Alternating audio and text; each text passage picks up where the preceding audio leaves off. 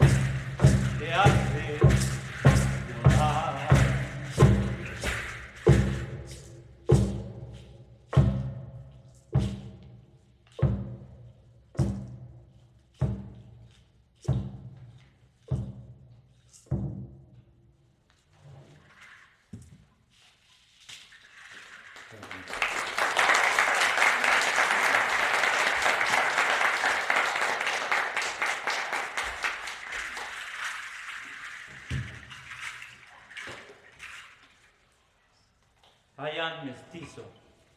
Yo soy mestizo. Aztec and Spanish blood. This is the base to my country. And this instrument is the first one to the native Mexicans, Aztecs. So to the Spanish, the guitar for the 16th century, la guitarra del siglo VI, y la construyeron con una concha de armadillo. The armadillo they made that. Armadillo. Y la tocan y bailan. Play and dance. Well, only I play. The next song is Itzintlan. It's a song to, I take one very old poem, un poema muy viejo, y hice la adaptación. I make the adaptation. And I sing in Nahuatl and Spanish. Sorry, in English you can read.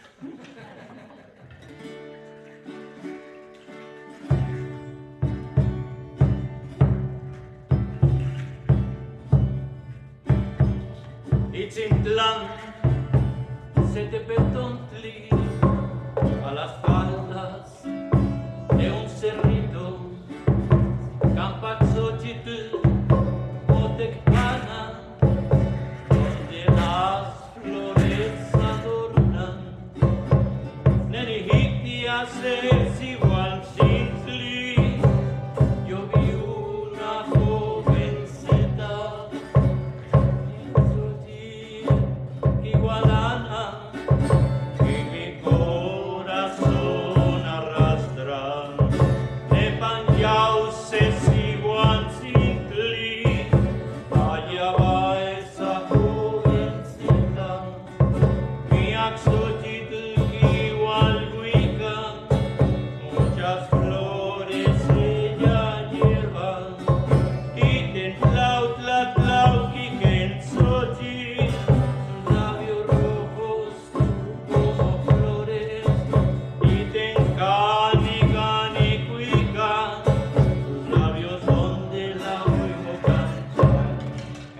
enigmas cambian, ay cuánto yo daría, panettonali al punto en este día, la no mantla que así conmigo quisiera hablar, y mi caso camatic, ay cuánto se lo agradezco, ganas enigmas cambian, ay cuánto yo daría, panettonali al punto en este día, la no mantla que así conmigo quisiera hablar.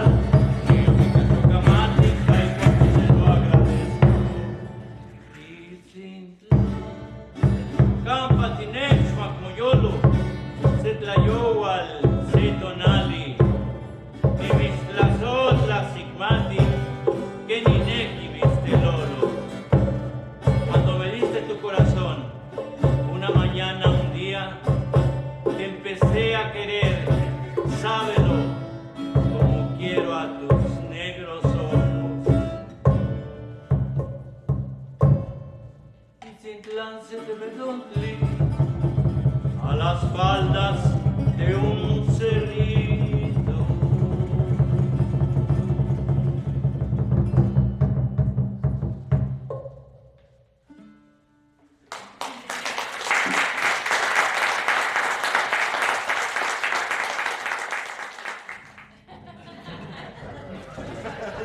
Okay. Por delante. Titito, titito, titito, titito, titito, titito, titito. The right stick.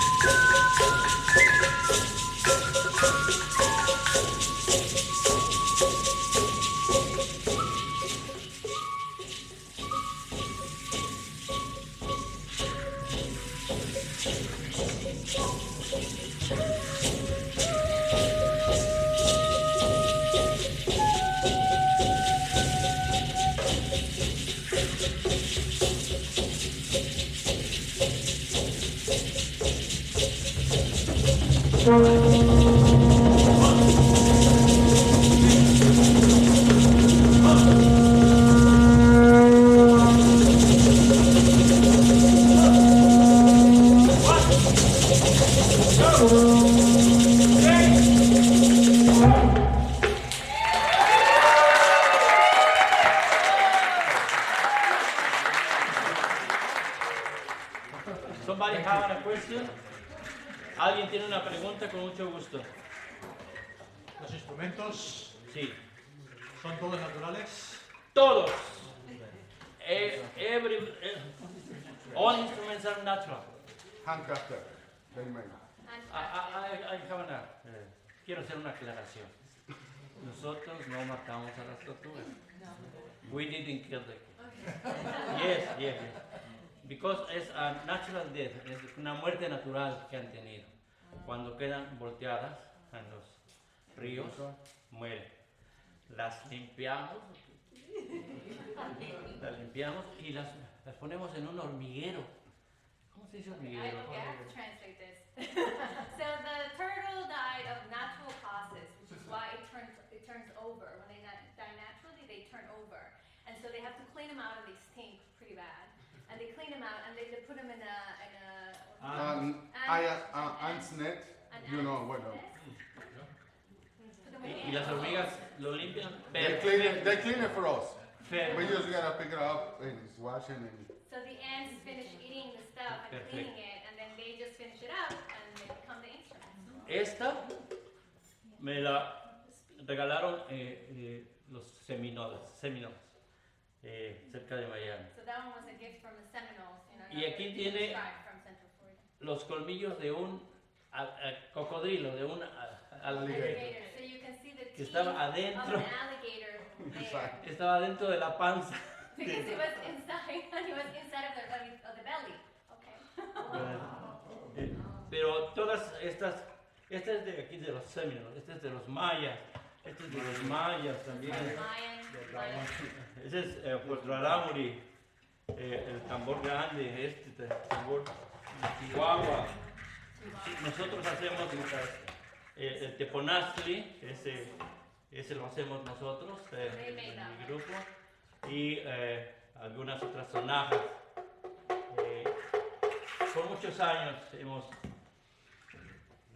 recorrido el país y coleccionando instrumentos y aprendiendo. So for many years I've been traveling around countries and collecting instruments and learning. We want to say thank you. Very nice.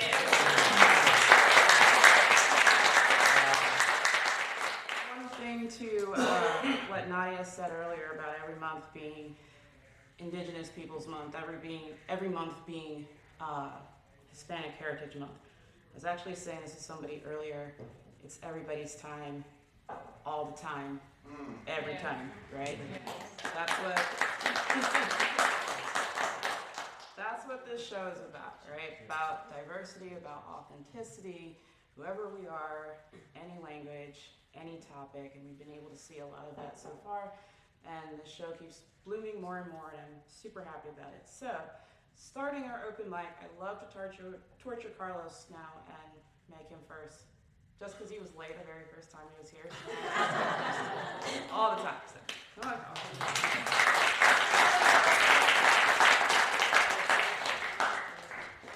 Carlos? what's your name? Curtis. I'm sorry, my bad. Which way? Maybe. Carlos from now on. He's Curtis. From now on, I I don't know. guess. I forgot my I'll take Carlos over Chris. This is the first time I've ever performed on stage with conch shells and turtle shells. So, first I gotta say, last month, almost every performer performed not in English, and it was one of the most remarkable, wonderful experiences I've ever seen on a stage. And I knew the next one tonight would be the month of Thanksgiving, so I'm like, I'm gonna do a food poem. And I as well am not bilingual. Maybe I'm Canadian that there's a bunch of silent U's. I use the metric system, I guess that counts. So this poem is an audience participation poem. And I tell you that because the first time I ever did this, it sunk like a stone. So I'm giving you fair warning, but I need you to be enthusiastic, so like exclamation points. We're gonna test this out. Everyone all at once shout out your favorite type of pie, as loud as you can. Apple! I heard apple. Okay, you're gonna have to follow Apple's lead. So this is a poem about food. This is a poem about food and language. And you need to follow Apple Pie's lead. I don't know your name, you're Apple Pie tonight. This poem begins with a quote. The path to true enlightenment and wisdom begins, Gesundheit. The path to true enlightenment and wisdom begins with calling things by their proper name. Lao Tzu, the father of Taoism. Cooking with Lao Tzu. In line at the Fringe Fest, the man in front of me at the Greek stand, whom I have reason to believe is homeless, turns to ask if I think the souvlaki is any good. I get the feeling he's only here because the line for the pizza truck is too long. He has this look that says he's doing the best he can despite festival prices, so I tell him, my dude, what you really want is the spanakopita. His face contorts. He looks at me like I'm crazy, ignores my instruction, goes for whatever the meat on a stick is called.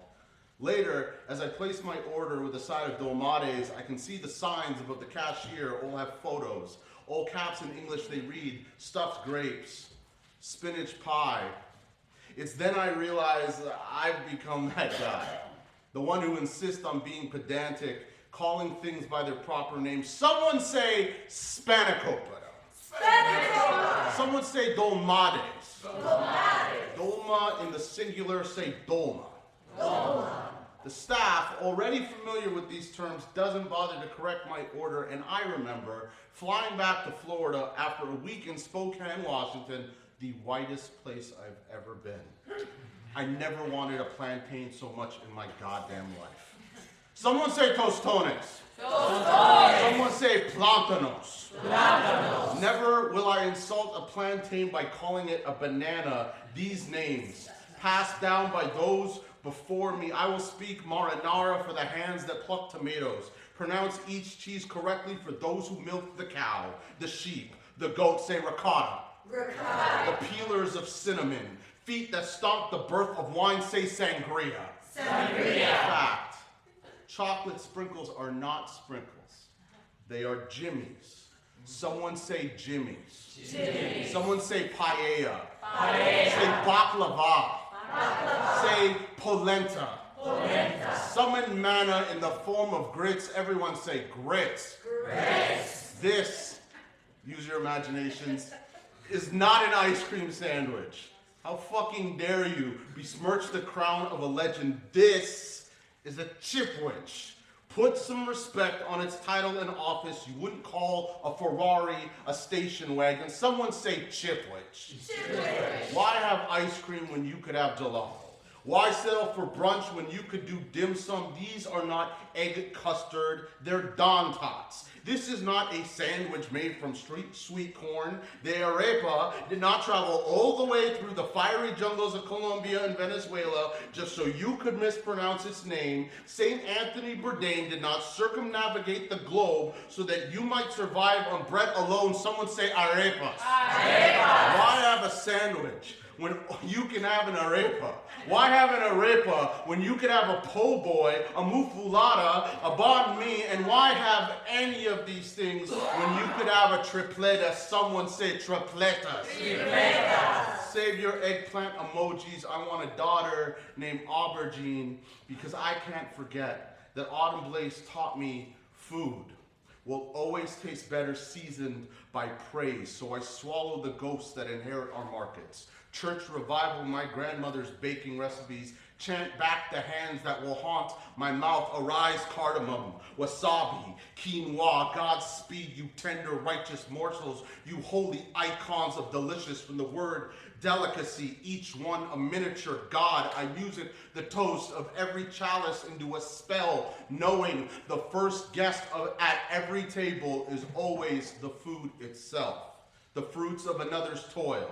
So exalt rice, all hail noodles. Every war ends at the kitchen. No one argues when mouth and stomach are full. Fingers cease their pointing when they're too busy holding spoons or chopsticks or hors d'oeuvres, tools to crack the shells. My R's may roll like yield signs, but I know the highest form of grace is getting someone's name right. The highest form of activism is leading by example. The highest form of bravery will always be honesty. So if I'm being honest, maybe there'd be less racists in this world if picky eaters educated their children outside a drive-thru, put down the chicken nuggets, took time to investigate a fresh olive, better yet, could actually afford to buy flavor of other continents. It's easy to have expensive taste when culture is a commodity. You who espouse immigration policy, how do you expect to teach world history without the spice trade,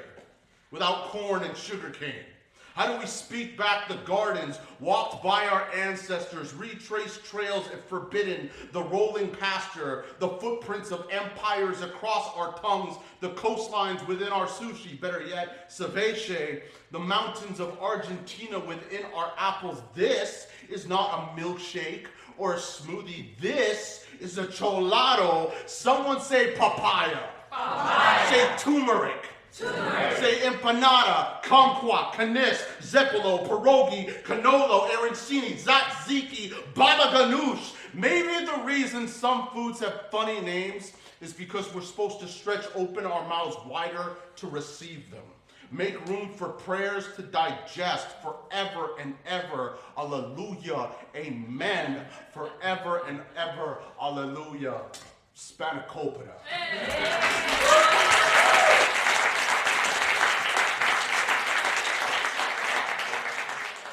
Nobody's going to be able to think about their dinner the same way again.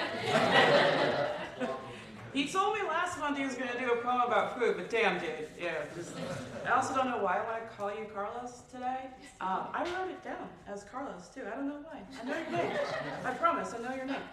Speaking of food, I was sitting next to Curtis Carlos earlier, and I'm like, dude, you smell like pumpkin spice. He's like, I'll take it. And it's because he's got some pumpkin pie hand sanitizer, so he's just like all in his food mood right now. I had no idea. I could not guess from that you liked food. Also, I'm half Jamaican and half Trinidadian, so that banana plantain thing was very personal to me. Does anybody know how else you cook bananas, or how you cook bananas? Yes. You boil them, right? Boil them. Yep. You eat them with your ackee and saltfish and all that good stuff. Some of you were like, I have no idea what you're talking about. Please stop. Okay, so next one, Peter. Oh, okay.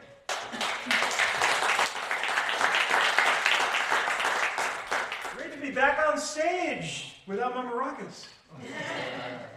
So I've had several poems, over a dozen actually, published on a website called the 5-2.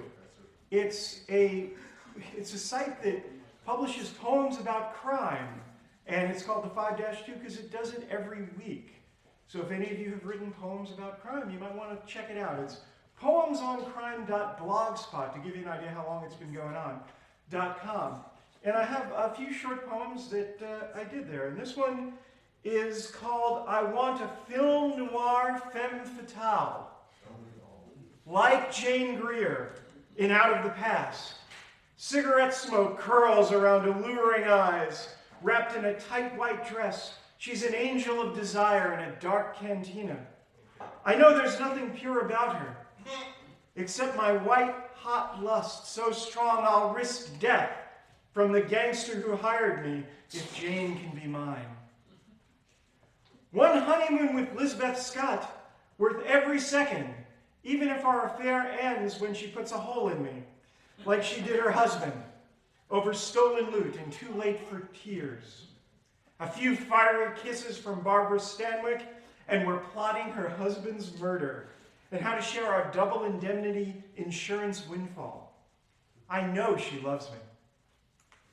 40s films could only imply how femme fatales bewitch their men, but easy to imagine silk sheets, naked bodies, earth-shaking orgasms, shared cigarette after. John Garfield and I can't stop staring in Lana Turner's blue eyes. She wears a white blouse pulled up to show bare midriff, dropped lipstick, rolls toward stunned Garfield, past his feet, and on my living room floor. Lana looks at me. I reach for the cool metal cylinder and fall into that black and white world. Small, cheap California diner where Lana's so desperate to escape she plots to kill her nice guy husband. The postman always rings twice, Garfield learns at the end. But right now, Lana's mouth meets mine. I smell perfume, taste tobacco on her tongue. She pulls me up to bed, starts to strip off clothes, but I freeze, realizing in this version of the film, I'm the husband.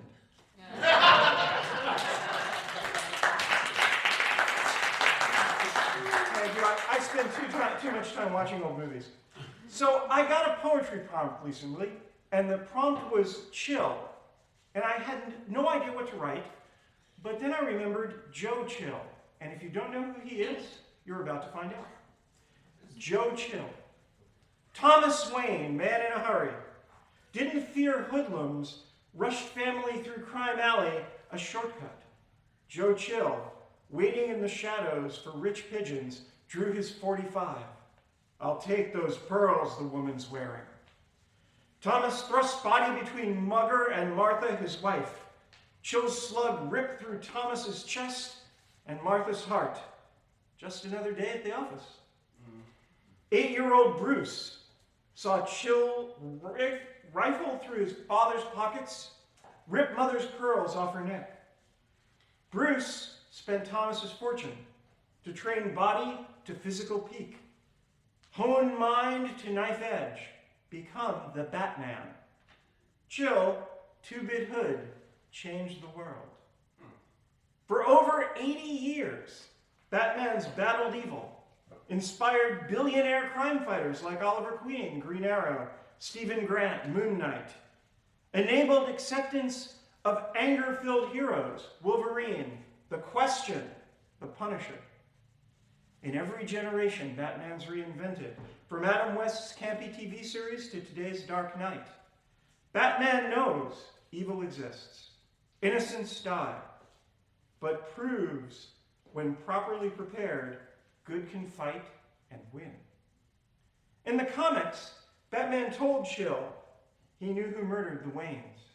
Chill, a boss now, laughed until Batman removed Cal, showed face of boy victim, now adult avenger. Fear stopped Chill's heart. The Batman remains.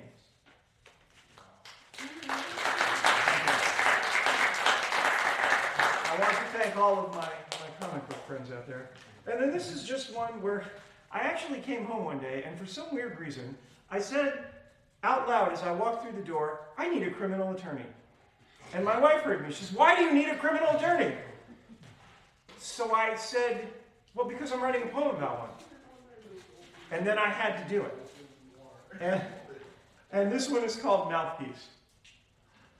Uncle Mac built his practice getting guilty clients acquitted. That's the way our system works, he told me. The worst criminal deserves the best defense. I knew Uncle Mac was rich. Big house, enormous lawn, hilly Westchester suburb. Paradise compared to my family's Brooklyn apartment with its air shaft, concrete yard.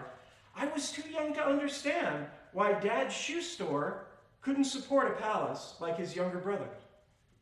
Mac concealed his belly budge in tailored tweed suits. He smelled like my barber shop. Even his nails shone. I loved to read his name in the papers every time he defended New York's most notorious mob heroes. I didn't know Mac made his fortune as a bagman. carrying payments to cops, judges, DAs, but the FBI knew. After my uncle's arrest, I visited him in his new big house. His prison grays gleamed. Pressing myself in the laundry, he grinned. Did a favor for a guy. That's the way our system works. Mac turned states, sent his clients away, vanished. Guys in the old neighborhood called him Rat. But that's the way our system works. You look out for number one.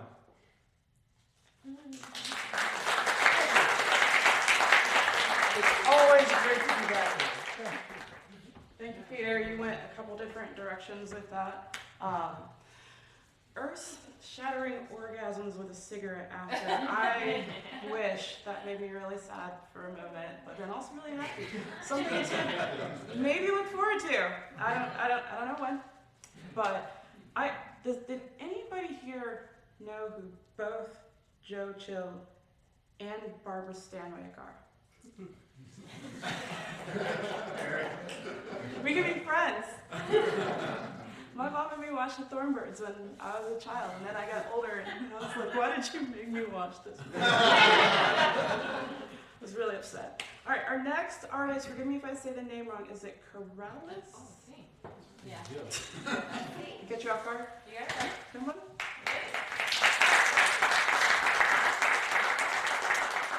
So this is not really a poem. I feel very lucky. I have traveled all over the world, and I started writing about my experiences as I travel, always with like a comedy little tone on it, and they became kind of famous with my friends and followers. So this particular little experience that I'm going to share was an experience.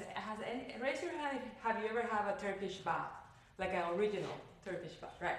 So it's my first time having an experience like that at a Turkish bath over in Istanbul, Turkey, and that's what this story is about. Okay? Yes, thank you. Yes. And let us just stay in the light, everybody, so we can. Yes.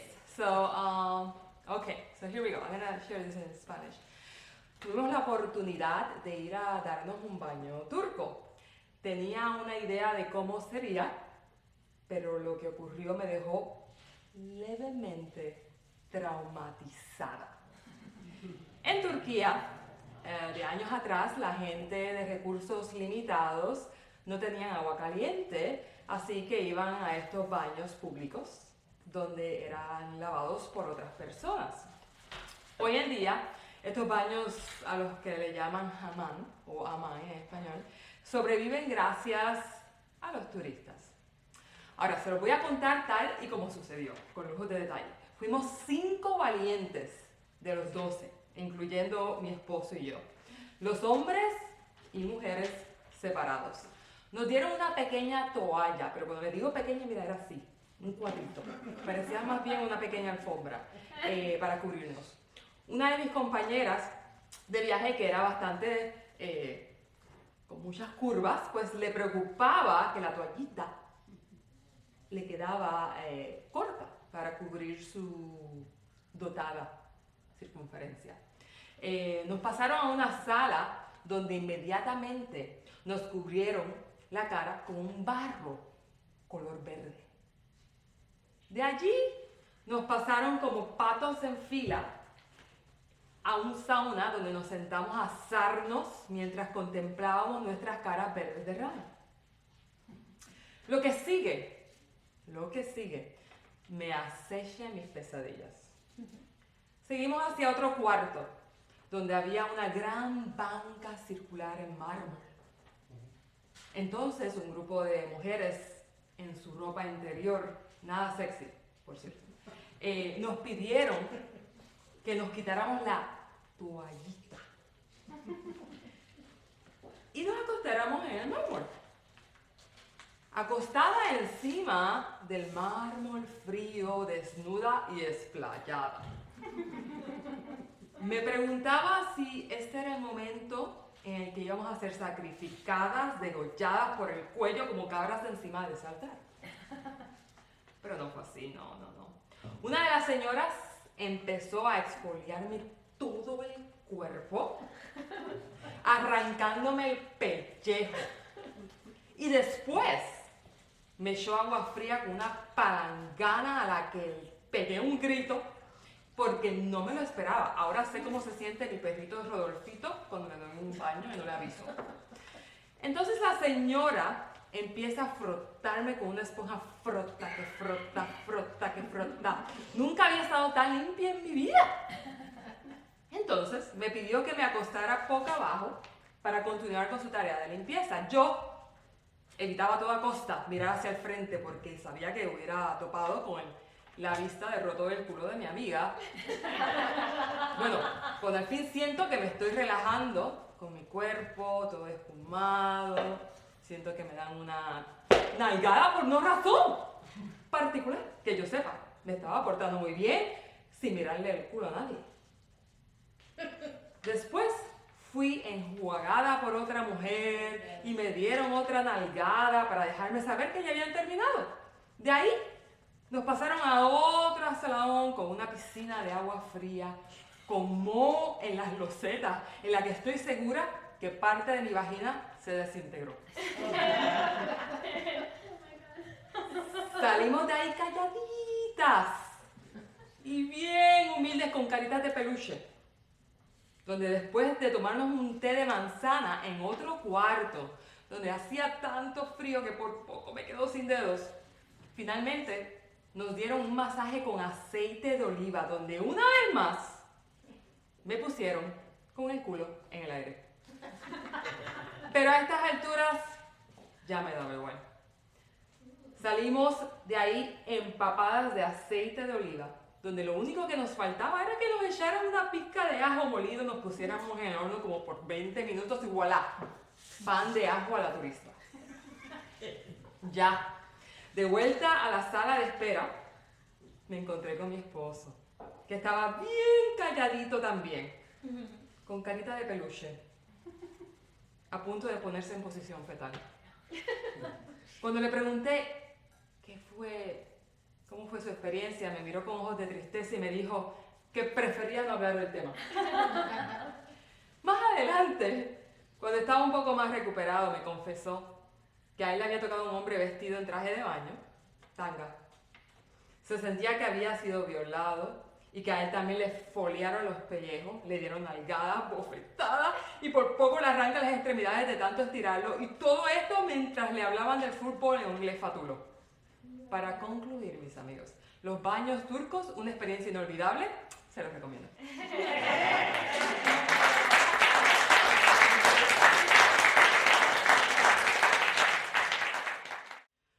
Next artist is Antonio. Okay.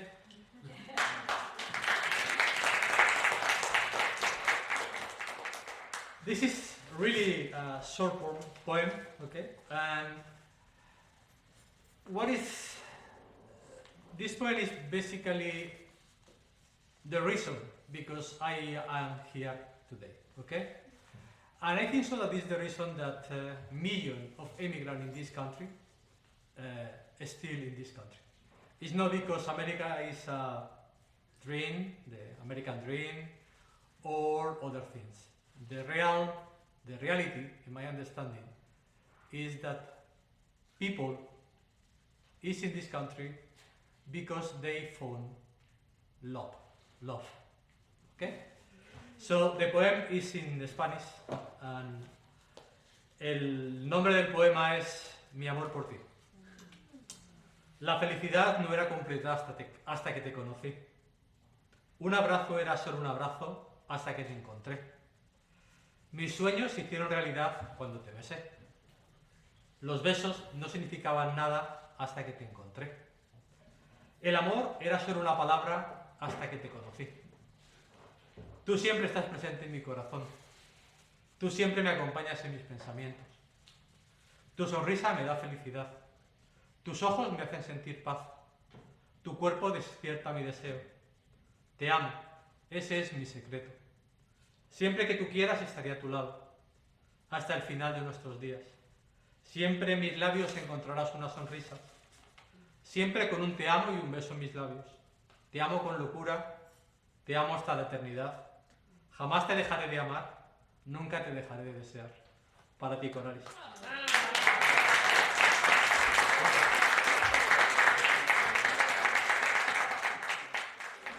In the interest of time, I'm going to name the next 4 artists. Please remember where you are in line, and you guys don't have to hear my antics in the middle. Shannon, Anthony, Abigail, Day. Okay? So Shannon, Anthony, Abigail, Day. I must reveal I find it scary to expose my prose to you, in hopes you'll find it lapidary before my time is through. It's my first time sharing, so how I'd like to start is to thank you for even caring about the art laid on my heart. I've no intentions to write poems, they just seem to flow through me, and I capture what I can before they up and leave. It's been happening now for decades, since I was a little girl, but today's the day I'm ready to share the poetry of my private world.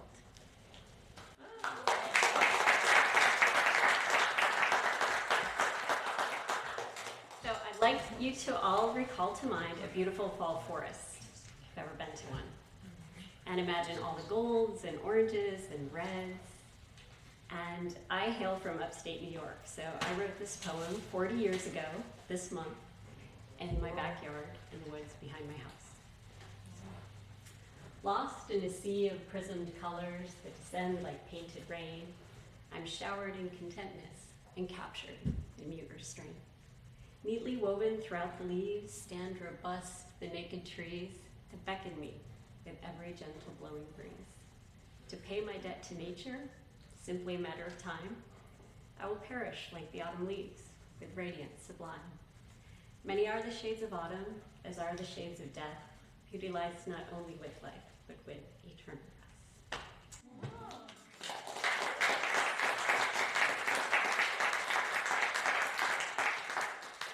This is for all the pearls in the audience, and you all know who you are. Pearls while swimming. I wear pearls when I go swimming, a whole string around my neck, so they can remember from where they came and how they emerged from such depth. Aren't they truly a metaphor for all we were and all will be? A speck of grit that's slowly polished while jostled by the sea. Similarly, aren't we rounded and smooth by our adversity?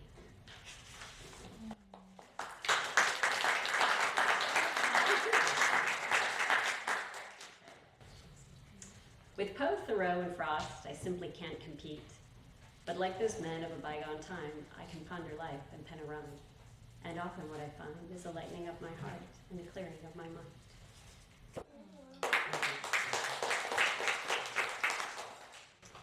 Last poem. I've spent years being an imposter, living someone else's life, doing someone else's job, and being someone else's wife.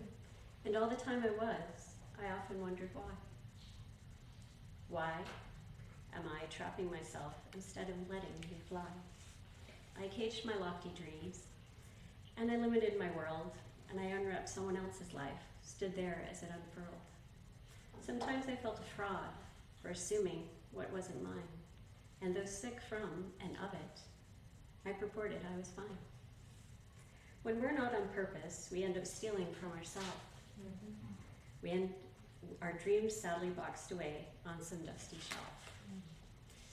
I sometimes wondered if I died before I retrieved them, would they be opened by someone else? If you are where I am, and too you are afraid, finding it hassle to retrieve your dreams because they're packed so far away, I encourage you, please seek them, so on your subconscious they won't weigh. Whatever has happened to us is far less important than what happens within.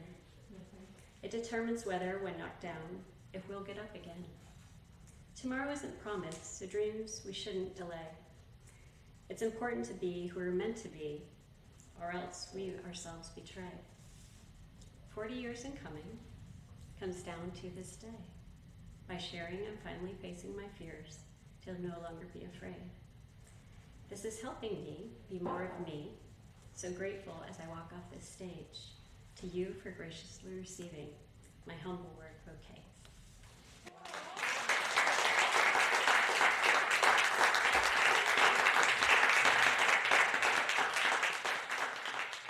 This poem is called Take Me Home. the blue sofa. Dusk sets over it like Zion. Granny sits, voguing classic cursive in red ink. Notes are insight for the highway, and I hesitate to say home. Not to say it is or isn't, but home isn't visited. It just is, as if the radio clock, edges sharp like the 90s, just is, like eggs and salmon patties frying at first light, while Aretha Franklin sings on weekend morning, cause it just is, as if eating red belly mangoes all summer, or listening to the turnpike's traffic, metropolitan tide below urban buoys, the streetlights against the new moon, and home just is, like the sidewalks, skittles, and silence minus crickets harping, home just is, and isn't souvenir cups or graphic tees, isn't palm trees Bermuda sea air salts, and isn't a postcard from a gift shop, it isn't. We got on the road back, me knowing home just is and not knowing where it is, but feeling home is like a Mel Leroy on Spotify, while letting the roads hum, mixing 90s classic and love fresh, like morning coffee over easy glances, a glowing time that warms, and morning kisses that stick, satisfy the perennial plant-bearing fruit, and I think, watching the white stripes I pass over, time's tick marks as I wonder if Granny's note says, so when you get there, buy Skittles and stay.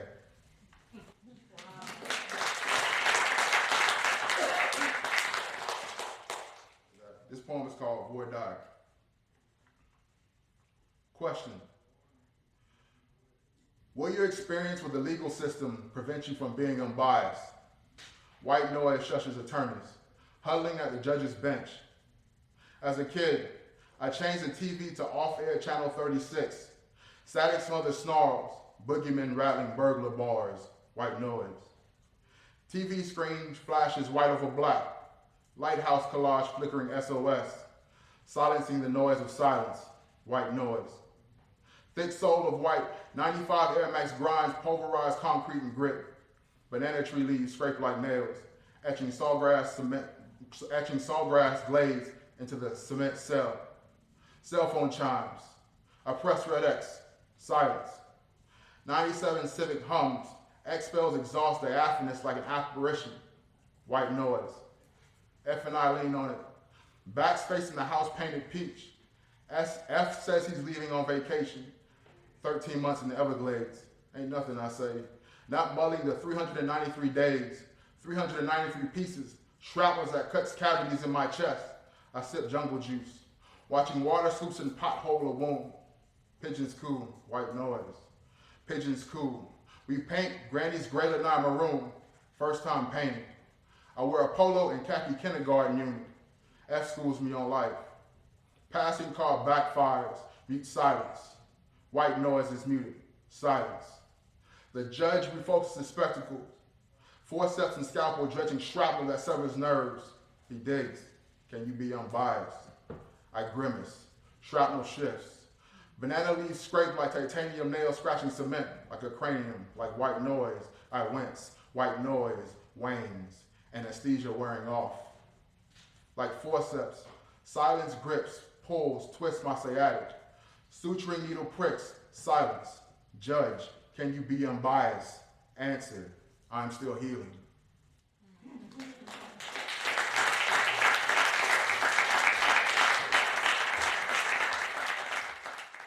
Stormy thoughts after the hurricane. I wonder if sometimes people commit suicide because they just wanted everyone to know how much they were hurting. How much hatred had been clinging to their insides, how much they wanted to be loved. How do you tell someone, I need you to tell me every day for a long time that I'm worthy of anything? Yeah, maybe most people don't need that, but maybe they actually do. They're just kind of numb to the reality. Maybe I'm up to date on how much our world sucks, and in tune with the fact that religion is tedious and difficult when it's not supposed to be. It's questionable, and I'm tired. Maybe some people actually find good ways to cope with this, to be faithful. So far, I can't even take care of myself part of the time. Who knows where I'll be in a few months? I don't know who I'll work for. I don't know how much I'll get to see into fruition. I don't know how hard I'll have to try to see flowers planted at the gates of hell. For now, I'm just trying to do my best with a church I don't know why I'm at and a job I don't know why I'm at. A check off my religion box, a paycheck.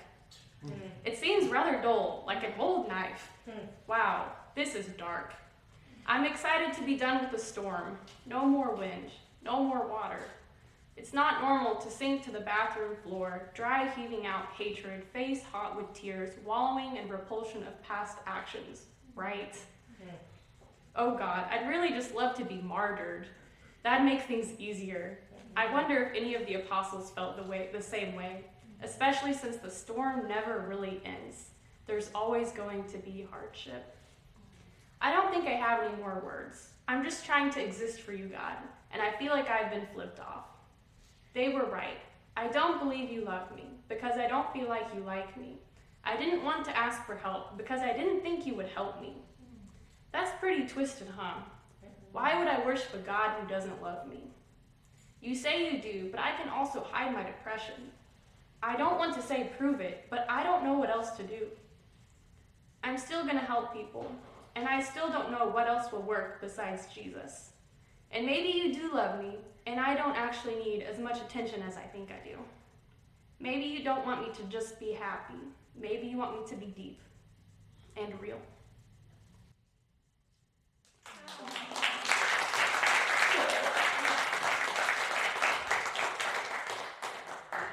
All right.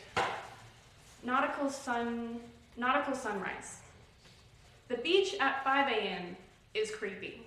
Dark, only a patch of water, moonlit, not knowing what's around you. 6 a.m., you get used to the dome of stars that envelops you. More shooting ones than you've seen in your life. 6:30 a.m. is an odd dream, streaking clouds that take shape over howling wind. And finally, 7 a.m., you see the pastel beach and you walk along the water. I used to think I should be happy.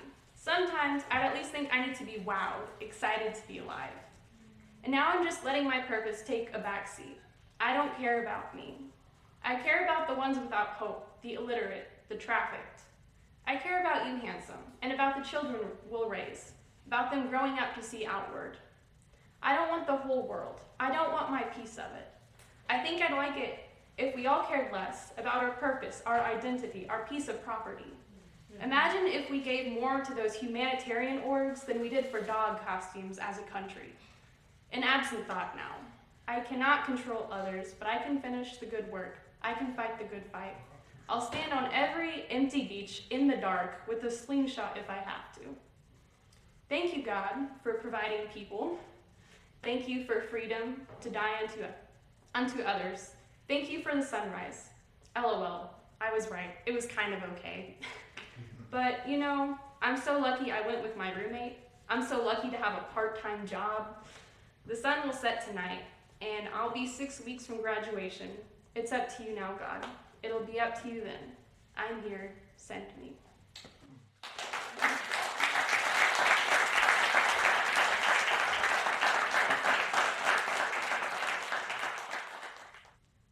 Sometimes I cry too. This is true. Tears be falling, my angels be calling me home, me home.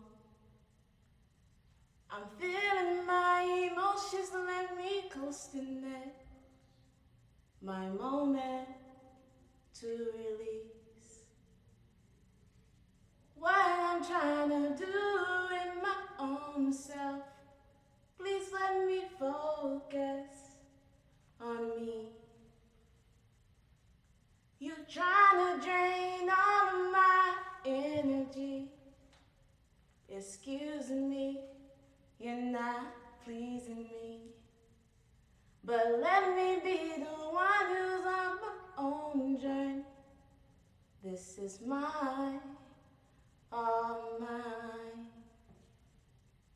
And sometimes I cry too. Pressure can take over your mind. I said, pressure can take over your mind. Ring, ring, it's your conscience. And now I'm knocking at your door. Hello? Hello? I'm feeling every moment, let me coast in it. I give you this boat. This is your moment to catch your waves and your ways. But let me be the one who's on my own journey. Enough of the stargazing. It's only your persuasion on me, 'cause it's all you. You trying to drain all my energy. Place me in the sun. If you trying to suck me dry, you so deserted. But let me be the one who's on my own journey. This is my, all mine.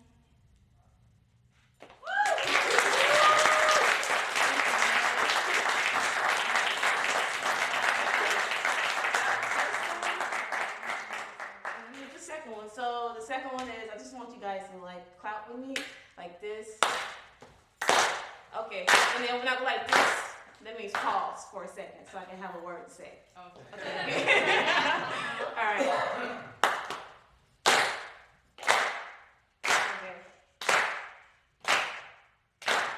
And if you feel like you gotta go and lose yourself, and if you feel like you gotta go and woo, you better feel.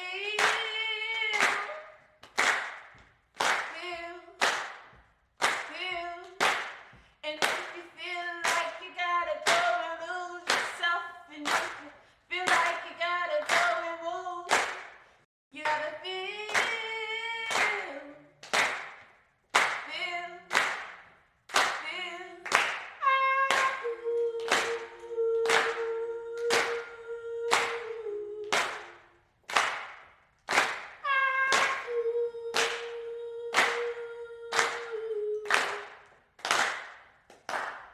If I was to go look up all the synonyms and the antonyms of beauty, I'm pretty sure I've seen your name. So don't be ashamed of your smile. You'll have me running for miles.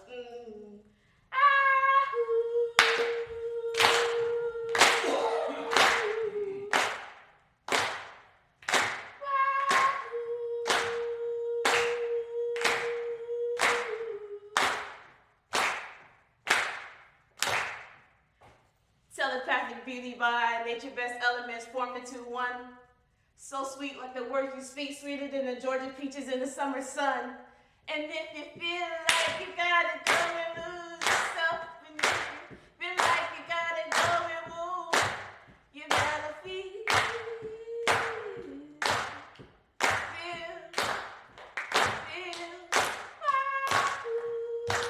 In the fun way, bye guys.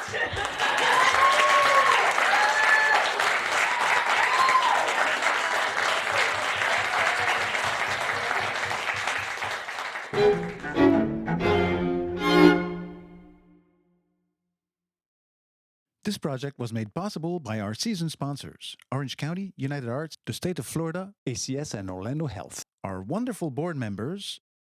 We thank our donors and members, as well as our business sponsors. Please thank them for their support for Timucua.